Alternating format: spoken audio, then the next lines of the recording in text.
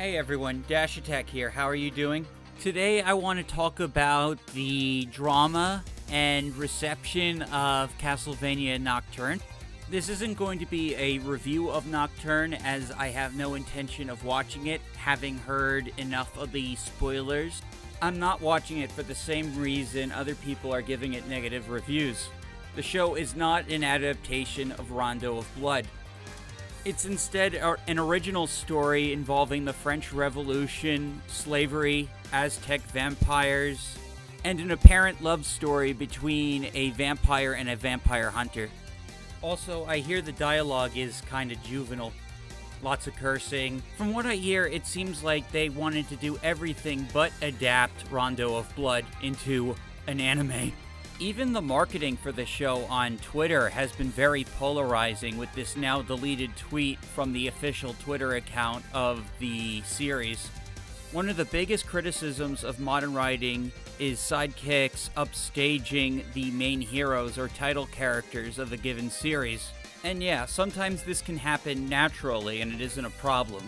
But when you purposefully tear down the main hero and have their sidekicks belittle them and have them do amazing things, that's when people get annoyed. Being a Castlevania fan, I know the three most popular Belmonts are Simon, Richter, and Leon. So with Richter being advertised as the main character, you expect the story to be at least similar to Rondo of Blood. Maybe have Richter fight a dragon, a werewolf, and a minotaur.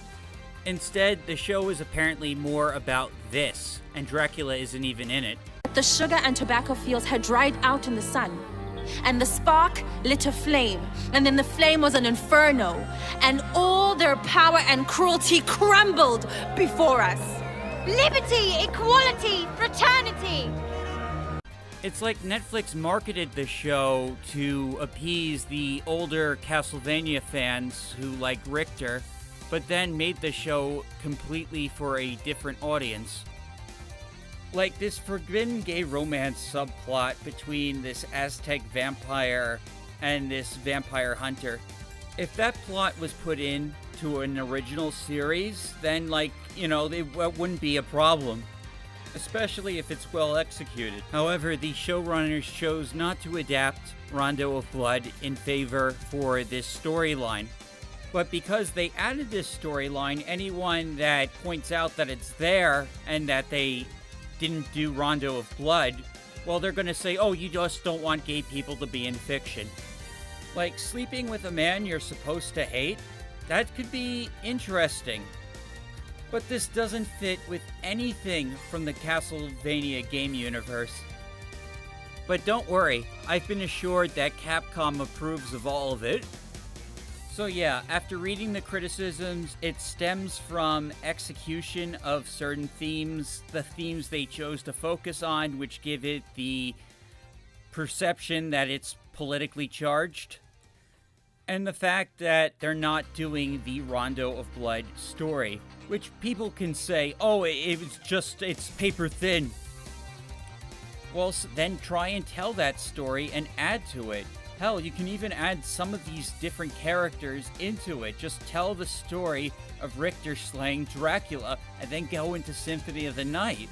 Also, the changes made to the character Annette go beyond just a simple race swap for inclusivity.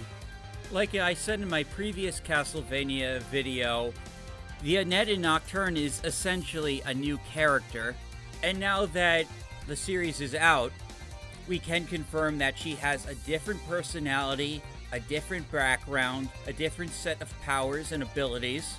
She's so drastically different that even the Castlevania Wiki editors couldn't call her the same character.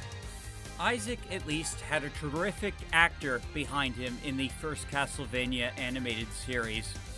Though no longer the sadistic evil twink, he still had the same relationship and positions he had in Curse of Darkness. He and Hector served Dracula and were devil forgers. So even though they changed his race and gave him a more fleshed out backstory, you can argue the two Isaacs are in fact the same character, just different iterations of them. Not so with Annette. By creating a completely different character and then giving her the same exact name, they have erased Annette from this series. Thus, the Rondo of Blood storyline cannot happen. And if there is no Rondo of Blood, then there is no Symphony of the Night. Thank you all for watching my video. If you've seen Nocturne, please tell me what you thought about it. I would like to hear from people who have actually seen the show. Also, if you've enjoyed my video, please do consider becoming a subscriber to the Dash Attack channel. We're playing horror games all throughout the month of October. I'll see you all next time.